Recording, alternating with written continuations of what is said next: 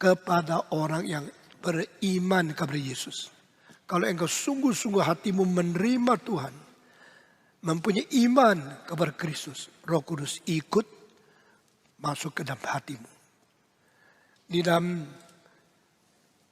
Kisah Para Rasul pasal 2 ayat 39. Engkau harus bertobat, mengaku dosa, berikan dirimu dibaptis, lalu engkau akan menerima pengampunan dan menerima roh yang dijanjikan. Dan Roh Kudus diberikan kepada orang yang beriman. Roh Kudus diberikan kepada orang yang bertobat. Ketiga, Roh Kudus diberikan kepada orang yang taat, kesaksian tentang Kristus. Kisah Para Rasul pasal 5 ayat 32. Kami bersaksi bagi hal ini. Roh juga bersaksi bagi ini. Yaitu roh yang diberikan kepada orang yang taat kesaksian ini. Jadi kalau engkau mendengar Yesus mati dan engkau hatinya taat, oh Tuhan, saya sungguh-sungguh mau menerima. Waktu engkau menerima dan taat kepada kesaksian tentang Injil yang diberitakan, waktu engkau taat, Roh Kudus masuk ke dalam hatimu. Bagaimanakah hubungan antara kekristenan dengan kreativitas? What is the relationship between Christianity and the creativity?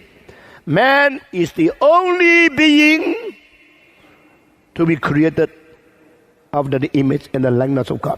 In the Reformed theological tradition, image and likeness of God was interpreted too narrow. But I have seen so many aspects different from the Reformed theology tradition. Because God is Lord, so we are created with the possibility of mastering ourselves. Because God is creator, so we are created to have creativity. Nah, ini lebih daripada 12 aspek mengenai what is the image of God di dalam pikiran saya sendiri. Salah satu adalah creativity. Creativity is the image of God in human being. Tidak ada binatang yang mempunyai kreativitas. So to develop your innovative and your creativity possibility, that you can fulfill what is the meaning of image and the likeness of God. Manusia bisa invent, manusia ada inovasi, manusia ada kreativitas. When Picasso drawing something according to what he thinks, that's a creativity. He tried to play God. When Beethoven composed his music with his creativity, at that time he's using the image of God. Semua kreativitas itu adalah satu bayang-bayang daripada peta teladan Allah. Dan di situ bagaimana engkau memperkembangkan itu penting sekali. Hanya Kristen mempunyai kreativitas jauh lebih daripada yang lain. China, Egypt, India, Babylon, Maya, the Aztec, so many great civilizations. Tetapi only Christianity gives creativity and achievement of creativity for long run history without ceasing. Kenapa orang-orang di Tiongkok kirim murid pergi belajar di barat? Bukankah Tiongkok lebih tua? Amerika hanya 250 tahun. Bukankah Tiongkok sudah mempunyai 8.000 tahun kemudian? Kenapa orang from a culture and long line traditional culture and philosophical world send students go to United States, to Europe? Because they have been influenced by Christianity. But this not. Only Christianity give the creative effort di dalam sejarah. Jangan salah ya. Tanpa Kristen dunia ini jadi apa saya tidak tahu. Bermoral tapi bersombong. Sambil bermoral sambil sombong. Sambil tidak mau Allah. Sambil mempunyai segala sesuatu achievement. Sambil merebut kemuliaan Allah. Tidak ada Kristen lain sekali. Kiranya Tuhan memberikan kepada kita antara kreativitas dan iman Kristen tidak bisa dilepas. Semenjak reformasi, Jerman, Switzerland telah melonjak menjadi negara yang paling kreatif. Semenjak itu reformasi, maka manusia majunya luar biasa karena kreativitas pada satu aspek berkembang dan humanitas pada perkembangan yang lain. So reform movement have causes the modern science and achievement of understanding the universe created by God and reform movement have contributed to the whole society the concept of human right, freedom, and democracy. Democracy is not from Athens. Democracy is not the French Revolution, but democracy is based on the understanding of image and the likeness of God in human being must be respected by all governors and all rulers of the world. Demokrasi menjadi mungkin. Jadi pengaruh dan sumbangsi daripada reform itu luar biasa dalamnya. Dan setelah masakre in the St. Bartholomew's Day daripada Charles IX, maka orang-orang Prancis ditipu oleh Katolik. Mari saya undang makan. Waduh, raja undang Protestan makan. Mau apa? Supaya aku merayakan engkau sudah dapat kebebasan beragama. Kami toleran untuk Protestan. 100.000 orang yang diundang makan. Setelah mereka senang-senang karena Tuhan dengar doa kita. Sekarang kok Protestan sudah diterima oleh Katolik. Kita diundang makan pesta besar. Baru senang-senang. Padahal itu penipuan. Orang Protestan 100.000 makan di situ. Undangan daripada biaya kerajaan. Baru makan separuh. Tentara daripada istana keliling mereka. Bakar mereka sampai mati.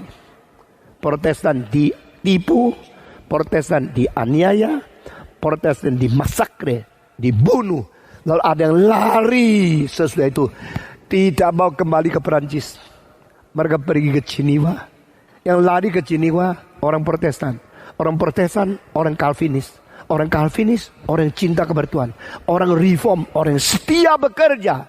Akibatnya, semua tukang yang paling baik, paling akurat, paling tepat, tidak lagi di Perancis. Semua ke Jenewa. Maka Jenewa menghasilkan Patek Philippe, Vacheron Constantin, hasilkan Omega, hasilkan Rolex, hasilkan semua barang yang terbaik di dunia. Perancis, Christian Dior, Pierre Cardin, lalu barang-barang cantik-cantik, kosmetik. Nothing excellent in craftsmanship in Paris or in France because of reform Christian gone already. Saudara jangan lupa ya, sebelum reformasi Jerman tidak pernah ada hasil apa yang terbaik. Setelah reformasi Jerman, Switzerland dan negara-negara Protestan menghasilkan barang yang terbaik di dalam dunia. Karena apa? To do everything before God. To do everything to be inspected by God only. So, no compromise.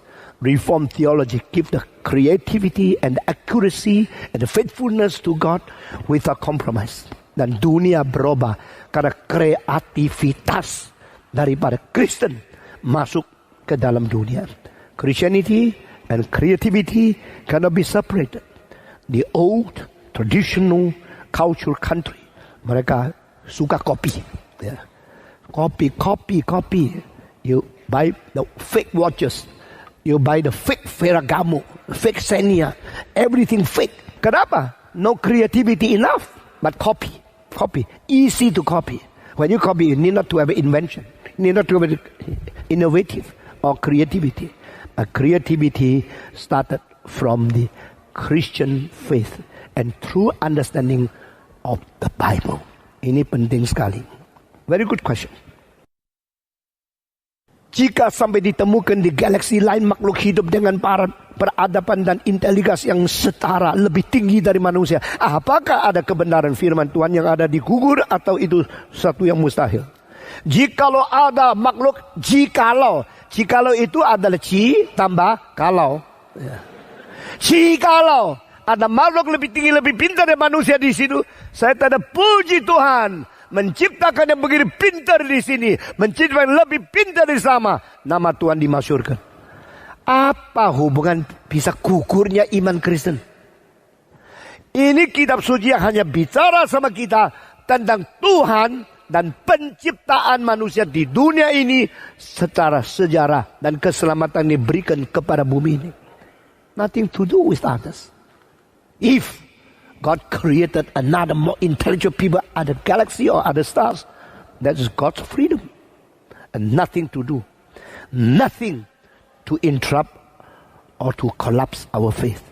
Namun demikian, seolah-olah Mr. G yang namanya kalau itu tidak ada kok. American people use millions and millions and millions and millions of dollars to find out is there any life. Bintang yang paling mirip dengan dunia ini Mars. Dunia ini 23.5 degree leaning, and Mars hampir sama. Dunia ini mempunyai 4 musim. Situ sebenarnya hampir sama. Tetapi finally after millions, hundreds of millions dollars used, no life in other place. So how can we know? We praise God that this is the only place we know to be created for suitable for human being. Saudara tahu bumi ini harganya berapa banyak? Saintis baru 6 bulan yang lalu membuktikan bumi ini nilainya daripada pertambangan, daripada udara, dari semua yang boleh memberikan hidup kepada manusia, nilainya adalah 30 triliun kali lebih harga daripada emas. The only place, the only dwelling place, the only suitable place to live is this world. But we don't understand. We ruin it. We spoiled. And we destruct this world, which is so beautiful. Sudah. Oksigen 1 kilo berapa sih? Coba tanya. Herannya. Dari Adam. Oksigen. Bau. Abab ya. Oksigen tidak habis-habis. Kenapa tidak habis? Karena Tuhan yang berbijak bikin pohon keluar oksigen, lalu bikin pohon terima CO2, lalu apa yang jelek dari kita keluar diterima oleh pohon, apa yang keluar daripada pohon diterima oleh kita. Akhirnya sirkulasi, tidak habis-habis. Manusia sains hebat, scientist make this world more better. No, itu kentutnya mobil bikin kotor udara. Ya. Kalau terus begini, lihat Jakarta mobilnya macet. Dulu macet, sekarang macet. Ya. Dan waktu macet, udara tidak boleh terus naik. Sudah kira 10 tahun engkau tidak lagi lihat warna biru di angkasa. Sadar? Sudah 10 tahun engkau lihat abu-abu di atas Jakarta. Tapi kalau engkau ke Papua, engkau lihat biru sekali. Original. So beautiful. Karena apa? Not polluted. Manusia telah merusak bumi ini. Dan menurut Stephen Hawking, we cannot live more than 100 years on this earth anymore. Setelah 100 tahun, sudah tidak bisa hidup di dunia. Limbah masuk ke dalam laut. Kotoran dan itu radiasi daripada semua sampah nuklir. Dan merusak ikan, merusak angkasa, merusak semua. Lake Erie in United States, di Cleveland, orang menangkap ikan, wah besar, gemuk sekali. Puji Tuhan, ikan di sini gede-gede. Lalu dia warn, jangan makan, karena di dalamnya banyak merkuri. Engkau makan, engkau akan mati. Karena apa? Limbah dimasukkan terus, semua kotor. Dari Shenzhen, saya naik mobil ke Guangzhou, di tengah-tengah jalan lebih 10 kali lewat sungai. Air sungai itu warnanya coklat. Air sungai itu seperti lempung coklat sama air campur. Waktu saya lihat, ini apa ini? Polusi dari industri.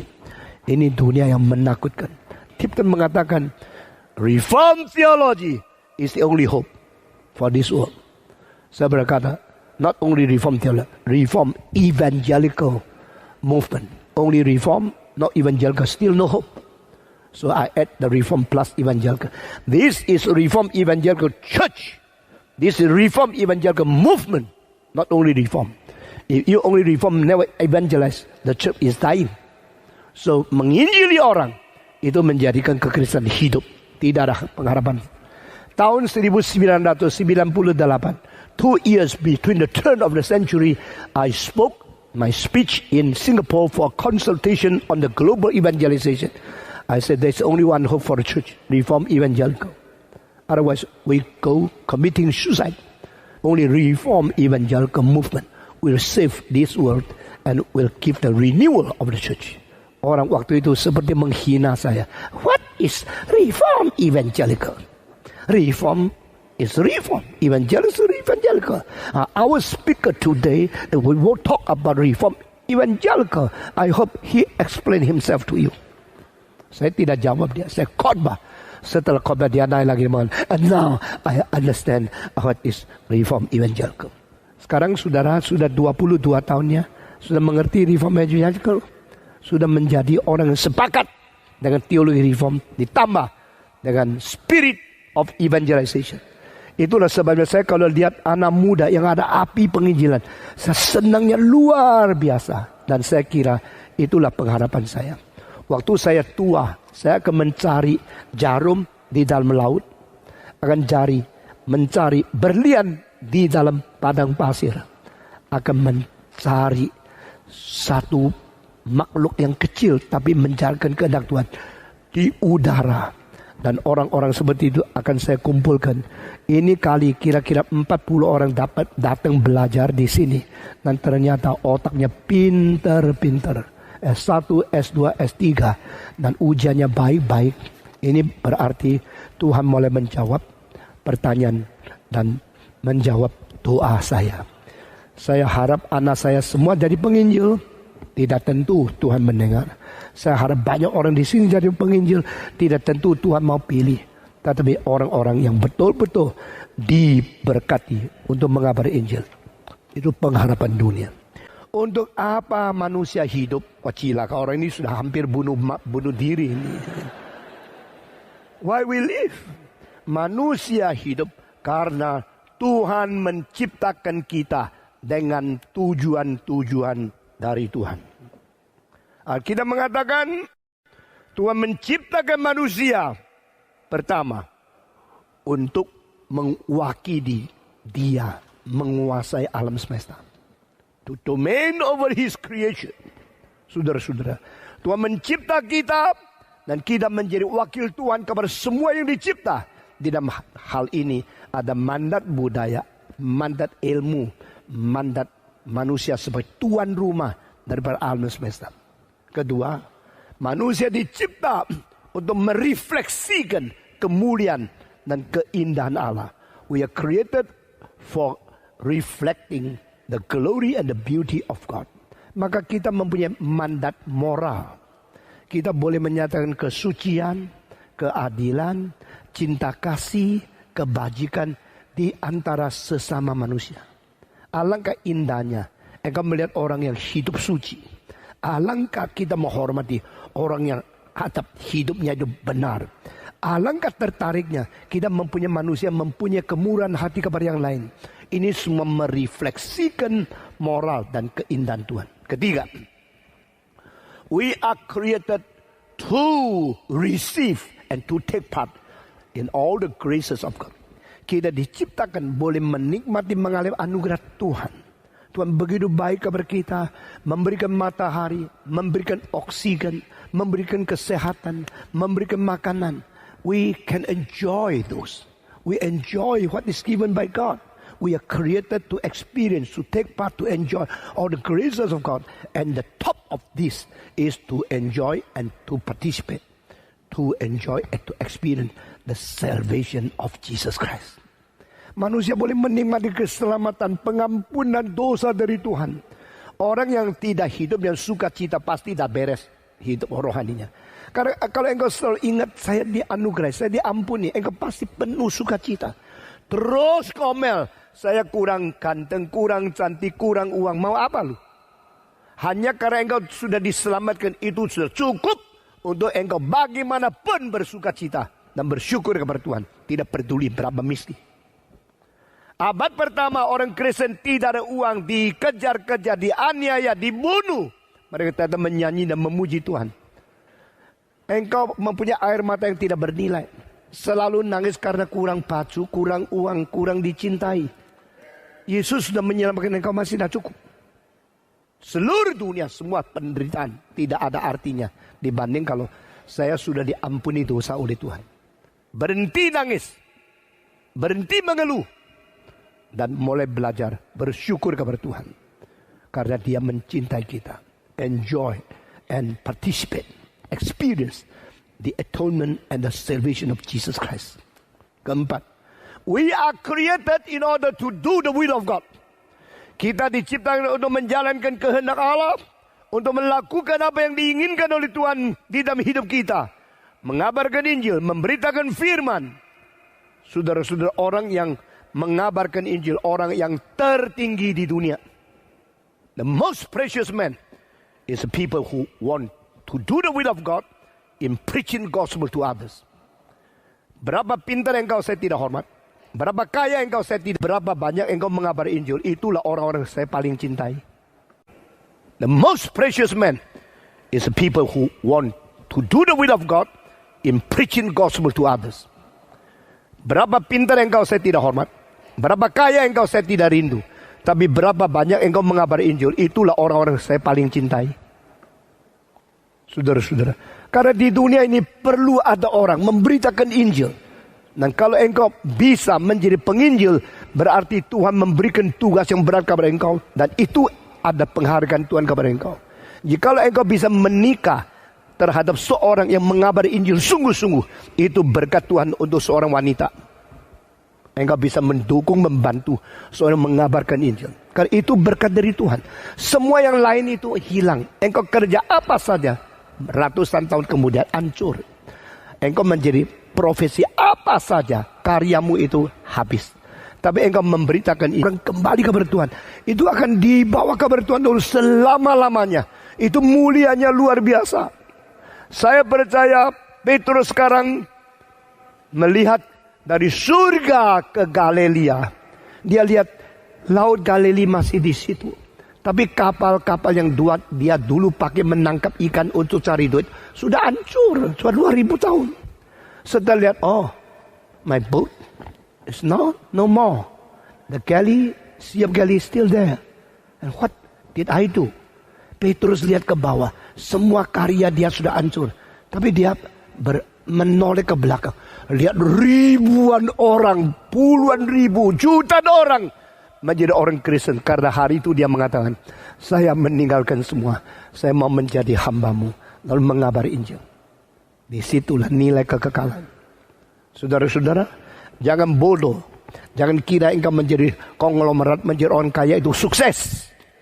Banyak konglomerat mendapatkan uang melalui moral yang sangat keji.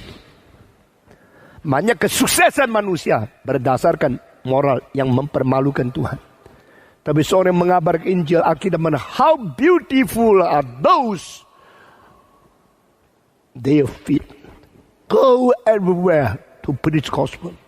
Di hadapan surga, di dalam Tuhan, tidak ada lagi beauty contest. Siapa lebih bagus? Ini berapa? Ini berapa? 3 ukuran berapa? Tidak. Di surga, beauty contest is based on your feet. Where did you go? How long of a journey do we preach the gospel? And according to your feet, beauty contest is there. How beautiful are those who bring the good tidings to the nations. Saya kira di surga saya beauty contest dapat juara. Tapi kamu yang cantik sekali, cuma setor muka tapi hidupnya tidak untuk Tuhan. Saudara dengar ya, kalau engkau bisa dipanggil jadi hamba Tuhan, itu berkat Tuhan besar sekali. Kalau engkau bisa menikah dengan orang mengabari Injil, pilihan Tuhan khusus oleh you mesti bangga. You mesti bersyukur. Meskipun mungkin engkau menikah sama hamba Tuhan yang mengabari Injil, engkau lebih sepi dari orang lain, banyak korban. Itu semua sementara berapa puluh tahun di dunia. Dan selama-lamanya, itu berkat paling besar.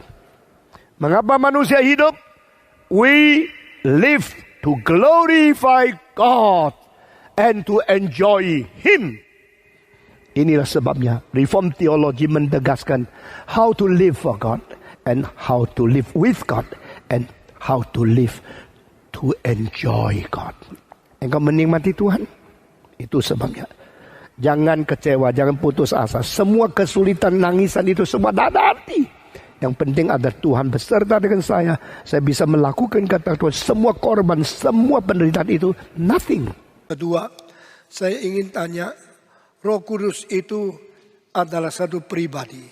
Tetapi bilangan 11:25, Roh Tuhan digambarkan sebagai sebuah kekuatan. Apa artinya? Roh Tuhan pasti mempunyai kekuatan. Karena kuasa di dalam mencipta datang dari Roh Kudus. Kuasa di dalam memberi hidup baru, memperanakan orang Kristen dari Roh Kudus. Maka Roh Kudus atau Roh kuasa dan kuasa mengabar Injil diberikan oleh Roh Kudus. Dari Kisah Para Rasul pasal 1:8. Sehingga Roh Kudus berkuasa, tapi kuasa tidak sama. Tidak bisa bilang yang disebut Roh Kudus itu kuasa Tuhan. Tidak. Ada orang bilang Roh Kudus itu prinsip, Roh Kudus itu kuasa. Ini terlalu melarikan diri daripada mengerti Roh Kudus sejati. Ketiga, apa di dalam tiga pribadi Allah Tritunggal masing-masing memiliki roh. Saudara, salah besar. Tiga pribadi semua bersifat roh. Yaitu misalnya esensinya roh. Ini esensinya kayu. Ini esensinya besi. Ini esensinya katun. Ini semua ada materi. Maka esensi mereka bukan roh. Tetapi roh yang berada di diri manusia itu esensinya ada spiritual. Itu dicipta oleh Tuhan di dalam sesuatu keadaan yang paling tinggi. Karena materi lebih rendah, roh itu yang paling tinggi. Di tengah-tengah materi dan roh itu ada barang-barang yang di tengah, misalnya itu pikiran, jiwa dan sebagainya. Itu bukan berarti dia seluruhnya ada roh. Bagaimana kita dapat melayani Allah dengan pekerjaan kita? Pekerjaan kita kalau engkau setia, engkau jujur, engkau rajin, orang bisa melihat yang kau kerjakan mempunyai sifat moral yang dekat dengan kemauan ilahi. Jadi orang bekerja ngawur tidak memuliakan Tuhan.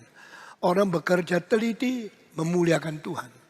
Mengapakah arloji beli dari Switzerland, bukan beli dari Thailand? Mengapa tidak beli arloji bikinan India atau Indonesia?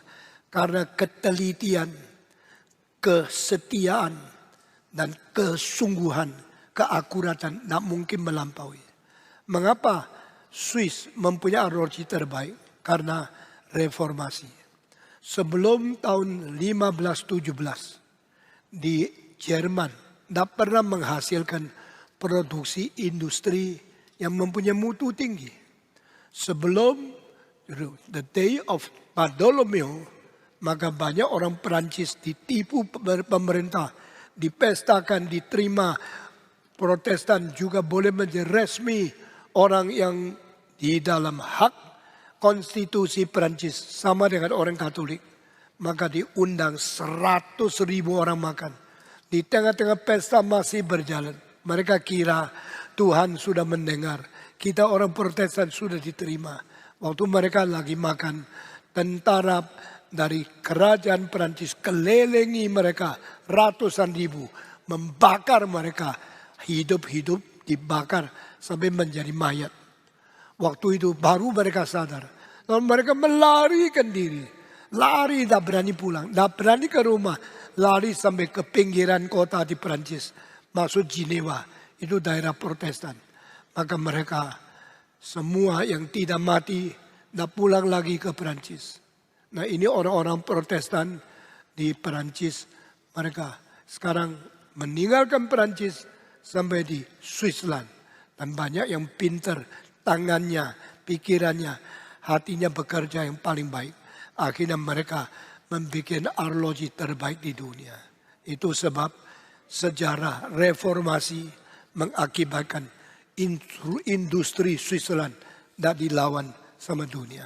Sekarang engkau beli Mercy yang terbaik di Jerman, BMW, Mercy, VW, lalu itu semua yang paling baik mobil Jerman.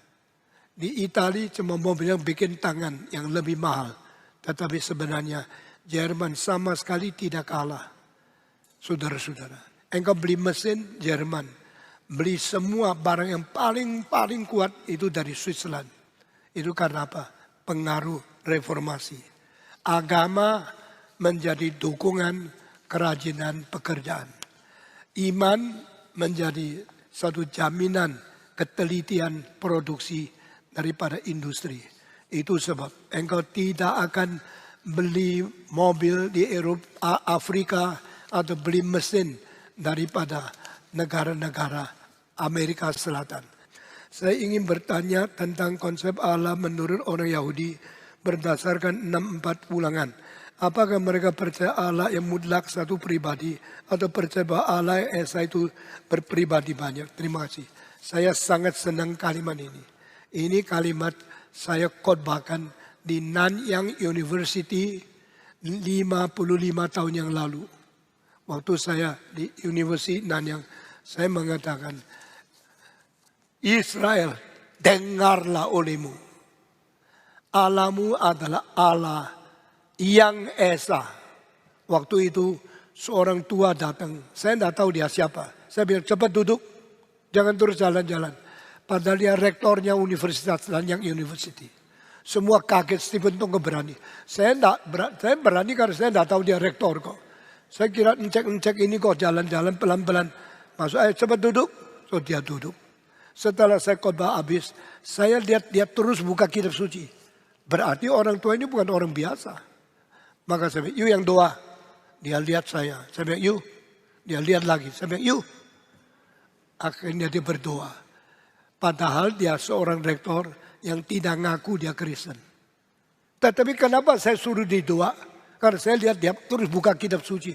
Saya bilang, ayat berapa? Dia buka, ayat berapa? Saya kira ini pasti Kristen. Setelah selesai doa, selesai kebaktian habis. Semua mahasiswa kelilingi dia. Oh. Saya bilang, ada apa? Kita baru tahu rektor kita Kristen. Nah, Kristen menyembunyikan diri. Akhirnya dibongkar oleh Roh Kudus. Setelah dia diketawain semua, oh saya Kristen. Dia mengatakan, saya orang Kristen yang lemah. Tapi hari itu dia dengar jawaban pertanyaan ini. Hear ye Israel, your God is the only God. Saya pakai tangan, Allahmu Allah yang esa. Karena di situ istilah esa bukan satu persatuan, tapi satu kesatuan. Di dalam bahasa Ibrani ada dua istilah mengenai satu. Satu gabungan sama satu yang mutlak satu. Dan ini pakai yang istilah yang kedua. Allah yang esa, yang satu itu sendiri. Tetapi waktu pakai Allah, di situ pakai Eloheinu. Bahasa Ibrani berarti Allah yang terbentuk daripada 3 pribadi. Karena bahasa Ibrani, satu itu namanya singular. Banyak itu mana plural seperti Inggris. Tetapi Ibrani bukan hanya satu sama 3 atau 3 lebih. Ibrani ada 3. 1 singular, 2 dual, 3 dan lebih plural. Di dalam 6:4 itu ada your God is the only God. Karena yang pakai Elohim, Eloheinu. Lalu orang liberal mengatakan menyebut Allah tidak boleh pakai satu, itu kurang ajar. Karena dia adalah majestic plural. Dia adalah plural yang sangat mulia dan agung. Harus pakai majemuk. Sebenarnya tidak. Karena Allah yang majemuk, Allah yang 3 Tritunggal. Pernah mengatakan, mari kita menciptakan manusia. Menurut peta teladan, kita. Dan kita itu berapa? Bukan lebih dari 3. Persis berhenti pada 3. Suci, suci, suci. Berapa kali? 3 kali. Di dalam Yesaya pasal 6 ayat keempat. Yohanes 4:24. Allah ada roh. Barang siapa menyembah dia dalam roh dan kebenaran. Roh dan kebenaran di sini adalah sangat benar terjemahan. Jadi manusia ada roh. Manusia dicipta sebagai makhluk yang bersifat roh. Dan manusia diminta oleh Tuhan untuk berjalan dalam kebenaran. Dengan sejati, dengan murni hatinya. Barang siapa pakai roh sedalam-dalamnya. Takluk ke bawah Roh Kudus yang memimpin. Dan barang siapa betul-betul dengan hati yang sejati. Mau menerima kebenaran dari Tuhan. Orang itu bersembah sujud kepada Tuhan, diterima oleh Tuhan. We worship God in spirit and in truth. Dan kebenaran itu adalah firman Tuhan. roh, yaitu takluk kepada roh Tuhan yang suci. Orang demikian akan diterima oleh Tuhan. Saya mau tanya, kesaksian seperti apa yang Roh Kudus berikan di dalam hati kita di Roma 15:16. Di situ roh anak menjadi saksi di dalam hati kita. Akhirnya sehingga kita menyebut Bapa sebagai Abba, Bapa yang di manakah roh anak bersaksi bagi roh yang di surga sebagai yang mengirim Bapa ke dunia, mengirim anak ke dunia. Jadi roh anak, yaitu anak daripada Allah, mengadakan satu saksi dalam diri kita supaya kita juga menyebut dia Bapa. Jadi dia adalah rohnya Kristus dan Kristus menyebut Bapa. Roh Kristus menyaksikan hubungan itu di dalam hati kita sehingga kita mengetahui dia adalah Bapa kita yang sejati di dalam surga. Di dalam Roma pasal 8 ada 2 kali. Satu kali mengenai sebut dia sebagai Bapa. Satu kali mengatakan dia memberikan zeal atau memberikan meterai bahwa kita adalah anak dia. Sehingga sama seperti anak sulung, Yesus Kristus menyebut Allah sebagai Bapa. Kita anak-anak kecil, dia anak-anak besar, dia anak sulung, kita anak yang lain. Kita mempunyai hak diberikan oleh Yesus Kristus menyebut Allah sebagai Bapa. Bagaimana saya tahu saya sudah dilahirkan baru. Orang yang dilahirkan baru itu adalah pertama, engkau pernah ingat, engkau pernah bertobat, meninggalkan dosa, dengar firman dan menerima Yesus yang mati bagi engkau menjadi juru selamatmu. Kalau pernah mengalami ini, engkau adalah orang yang diselamatkan. Lalu setelah engkau menerima dia, engkau berdoa minta pengampunan dosa dan penyucian hati. Lalu engkau nangis untuk dosamu. Akhirnya Tuhan memberkati engkau. Ketiga, setelah engkau mendengar Injil, taat, minta. Ketiga, engkau ingin membaca kitab suci, ingin bergaul, bersekutu dengan dia, ingin mendengarkan firman Tuhan yang suci dan yang berkuasa. Dan inginan kepada firman, ini tanda ketiga. Keempat, engkau suka hidup dalam kesucian karena dorongan jangan berdosa lagi. Nah ini tanda keempat, engkau diselamatkan. Tanda kelima, engkau mulai gelisah tentang orang, famili, saudara, engkau punya kawan dan relasi engkau yang belum Kristen kalau masuk neraka bagaimana? Karena engkau begitu ketakutan mereka dibuang oleh Tuhan. Engkau suka menginjili. Ini tanda kelima, engkau sudah diselamatkan. Bagaimana cara supaya dipenuhi Roh Kudus? Berarti taat sepenuhnya kepada Roh Kudus. Apa artinya penuh Roh Kudus? Apa artinya taat sepenuhnya Roh Kudus? Yaitu the total life of our spiritual soul totally submit under the guidance of Holy Spirit. Roh Kudus selalu memimpin kita seperti ibu yang penuh cinta kasih memimpin bayinya, jangan salah, jangan jatuh, jangan kepleset, jangan kena pisau, jangan ditikam oleh serigala. Ibu yang sangat teliti menjaga anak, itulah Roh Kudus. Roh Kudus dijadikan parakletos, yaitu yang mengelilingi kita, yang mendampingi kita, yang menaungi kita, yang mengikuti kita, yang memimpin kita, yang topang kita. Dari bawah menopang, dari atas mengurap, dari pinggir mendamping, dari depan memimpin, dari belakang mengikuti. Sehingga kita ada Roh Kudus, sebab puji Tuhan orang Kristen ada Roh Kudus. Jangan ikut-ikut, kalau gini baru ada Roh Kudus. Itu sama sekali tidak gunanya. Itu Roh Kudus. Itu tidak ada dasar Alkitab. Itu bisa dipalsukan oleh setan. Tapi yang ada Roh Kudus pasti ada 2 hal. Dia suka kebenaran Tuhan. Dan kedua, dia suka hidup suci. Dan dia akhirnya akan memuliakan Kristus. Ini semua adalah ajaran Roh Kudus yang paling sejati. Jika malaikat berada di dalam kekekalan, roh bisa memberontak kepada Allah dan diusir oleh Allah dari surga. Apa mungkin saat nanti orang Kristen diselamatkan kepada kekekalan roh di surga juga bisa memberontak? Tidak. Agustinus mengatakan ada 3 tahap. Tahap pertama adalah tahap mungkin berdosa. Pose pigare. Kedua, waktu Allah menciptakan Adam, tahap pertama bisa berdosa, boleh tidak berdosa. Pose pigare, pose non pigare. Setelah Adam berdosa, seluruh dunia hanya satu macam, bisa berdosa, tidak bisa tidak berdosa. Lalu setelah Yesus menyelamatkan kita, kembali kita menjadi bisa tidak berdosa. Tetapi masih ada kemungkinan berdosa. Tetapi Yesus datang kembali, kita dikuduskan, dia dimeteraikan, kita dipaten menjadi orang yang tidak mungkin berdosa lagi.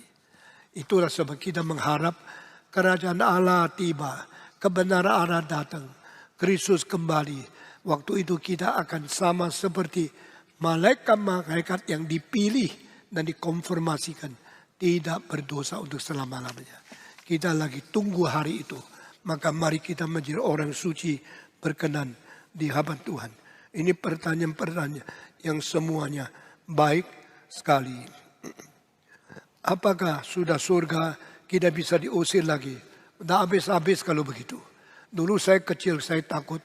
Saya kalau sudah terima Tuhan, besok ke surga ada pohon, saya makan lagi buah. Lalu diusir, lalu Yesus datang lagi. Lalu saya bertobat. Sudah gitu pulang surga, ada pohon lagi, makan lagi. Sampai kapan habis-habisnya?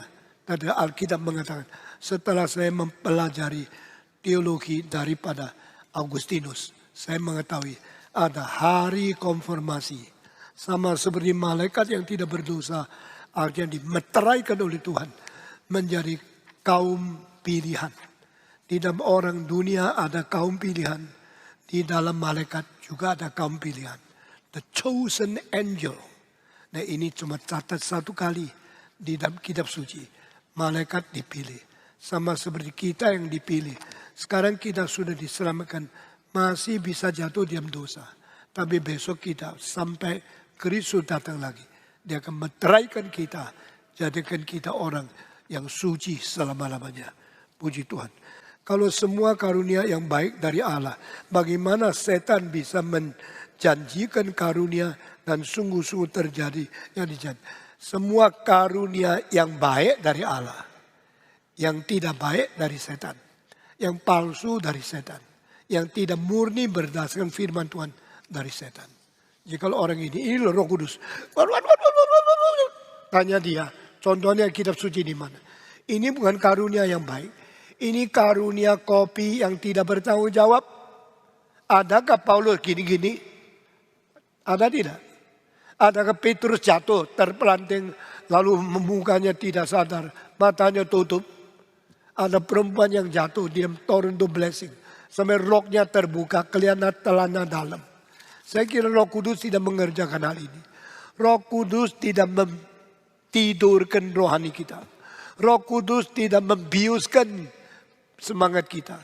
Dan Roh Kudus tidak membiarkan anak perempuan perawan jatuh, roknya terbuka, kelihatan celana dalam. Itu bukan Roh Kudus. Roh Kudus membangunkan otak kita. Roh Kudus menjernihkan ingatan kita. Roh Kudus menyegarkan rasio kita. Dan kita akan hidup tertib, hidup baik-baik, hidup suci. Itu anugerah yang baik. Karena istilah dari itu Yakobus, karunia yang baik dari Allah. Jadi baik itu harus dimengerti. Jangan campur dengan karunia yang tidak baik. Karunia terbesar untuk gereja adalah Roh Kudus. Namun saya mendengar pengajaran bahwa yang mampukan seorang untuk bertobat dan responsi keselamatan adalah Roh Kudus. Padahal Roh Kudus baru turun setelah Kristus naik ke surga. Lalu bagaimana para murid-murid dapat meresponi keselamatan tanpa Roh Kudus? Bukankah Roh Kudus belum datang? Bagaimana juga orang-orang percaya di perjanjian lama? Di dalam perjanjian lama, Roh Kudus bekerja sama di perjanjian baru. tetapi tidak sendiri wujud di dalam satu masyarakat orang beriman. Sehingga di dalam perjanjian lama, Roh Kudus turun kepada satu orang untuk satu tugas tertentu. Selesai tugas ditarik kembali. Orang itu menjadi orang biasa. Roh Kudus menghembuskan firman. Nabi bernubuat.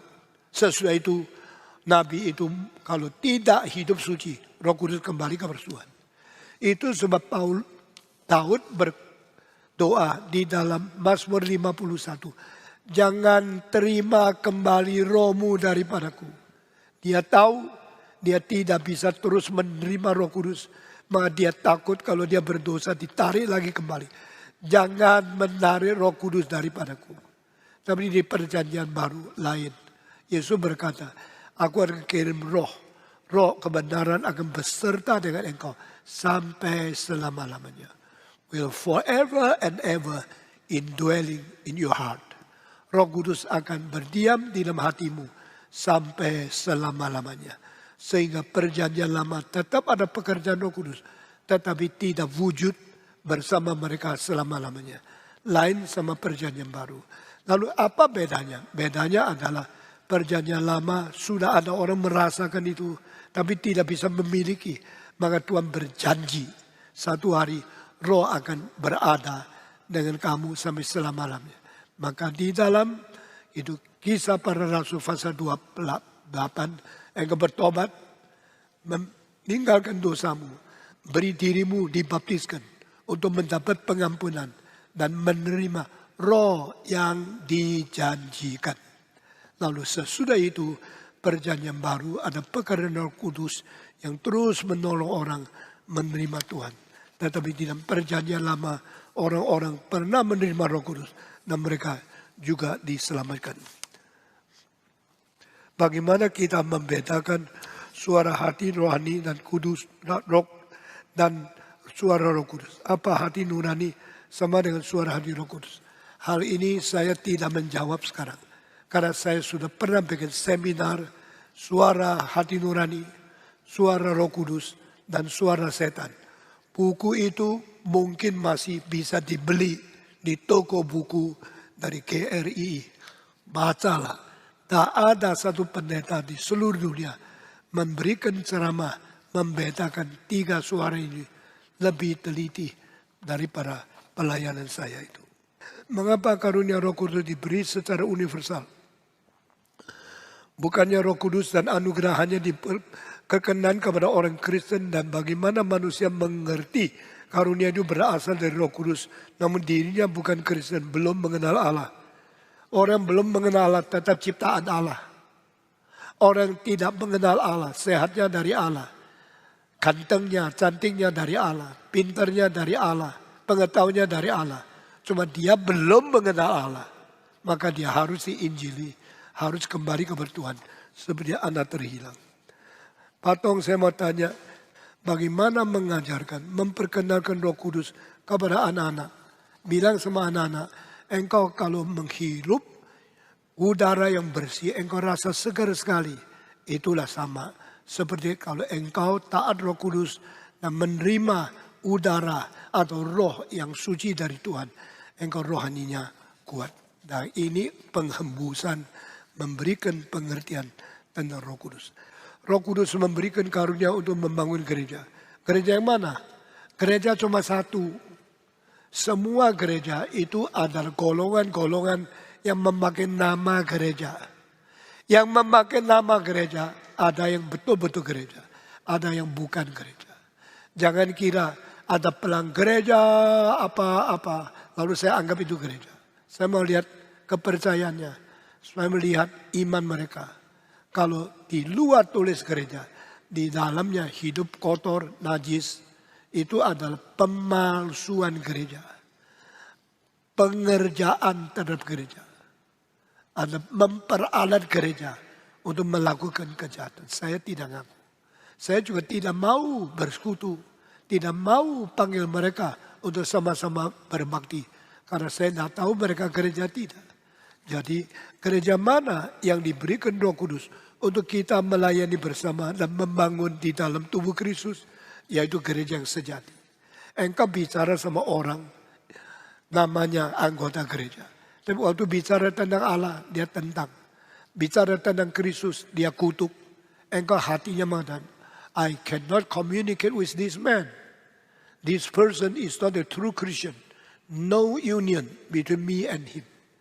Tidak ada kemungkinan bersatu, tidak ada kemungkinan sepaham. Maka artinya adalah orang palsu yang meniru menjadi seperti Kristen. Alkitab mengatakan, setan pun bisa memalsukan diri menjadi malaikat yang terang. Berarti kemunafikan, kepura-puraan sudah terjadi dalam segala bidang rohani. Itu sebuah gereja yang mana? Gereja yang sejati. Di dalam Calvin ada kalimat invisible church dan juga ada kalimat visible church. Yang disebut gereja yang tidak kelihatan. Itu ada gereja segala zaman, segala bangsa yang sungguh-sungguh percaya kepada Tuhan. Tapi kalau ada gereja yang sudah bangun gedung besar, pelangnya besar, tapi dalamnya tidak ada iman sejati, itu bukan gereja. Itu adalah masyarakat agama yang memperalat nama gereja untuk memalsukan sebagai anak Tuhan. Jangan percaya kepada dia. Apakah karunia mengajar dari Roh Kudus ini ada di dalam gereja-gereja ini? Di gereja ini saya tidak usah katakan. Saya minta saudara cocokkan yang kita khotbahkan dengan yang catat dalam kitab suci. Kalau setia, kalau sungguh-sungguh, engkau boleh dengar terus. Engkau boleh berbakti di sini terus. Tapi kalau engkau merasa ini semua menyeleweng, engkau tidak usah datang. Dan kami sendiri tidak berani khotbah di sini. Justru karena kami belajar, kami setia, dan kami sungguh-sungguh mengabdi firman Tuhan yang diwahyukan kepada kita. Maka kami berani menulis, ini gereja reform Injili. Itulah sebab mari kita bisa membedakan yang benar daripada yang salah. Terima kasih. Tadi Pak Tom menyebutkan bahwa Yesus Kristus ada titik kontak antara dunia yang tidak kelihatan, yang kelihatan. Antara kekekalan dan kesementaraan. Apakah itu maksudnya lewat kelahiran baru setiap orang percaya? Mohon penjelasan bagaimana mengerti prinsip ini agar memiliki hati yang mengasihi Tuhan dan takut akan Tuhan.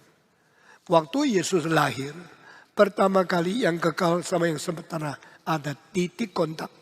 Karena Yesus adalah Allah menjadi manusia. Di dalam diri Yesus, Allah dan manusia bertemu. Di dalam diri Yesus, dia yang mencipta bersalut dengan daging yang dicipta.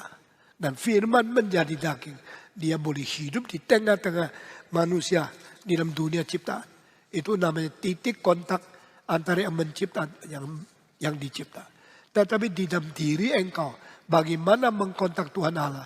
Harus melalui Yesus Kristus. Melalui keselamatan. Melalui pengampunan. Melalui hidup baru di dalam Kristus. New creation. Dan engkau sekarang boleh kontak sama dia. Dari penjelasan Patong, Roh Kudus seorang tidak dapat bersaksi kalau tanpa dia. Pertanyaan bagaimana orang mendapat Roh Kudus? Alkitab mengatakan Efesus pasal 1 ayat 13-14. Roh Kudus diberikan kepada orang yang beriman kepada Yesus. Kalau engkau sungguh-sungguh hatimu menerima Tuhan, mempunyai iman kepada Kristus, Roh Kudus ikut masuk ke dalam hatimu. Di dalam Kisah Para Rasul pasal 2 ayat 39. Engkau harus bertobat, mengaku dosa, berikan dirimu dibaptis, lalu engkau akan menerima pengampunan dan menerima roh yang dijanjikan. Dan Roh Kudus diberikan kepada orang yang beriman. Roh Kudus diberikan kepada orang yang bertobat. Ketiga, Roh Kudus diberikan kepada orang yang taat kesaksian tentang Kristus. Kisah Para Rasul pasal 5 ayat 32. Kami bersaksi bagi hal ini. Roh juga bersaksi bagi ini. Yaitu roh yang diberikan kepada orang yang taat kesaksian ini. Jadi kalau engkau mendengar Yesus mati dan engkau hatinya taat. Oh Tuhan, saya sungguh-sungguh mau menerima. Waktu engkau menerima dan taat kepada kesaksian tentang Injil yang diberitakan. Waktu engkau taat, Roh Kudus masuk ke dalam hatimu.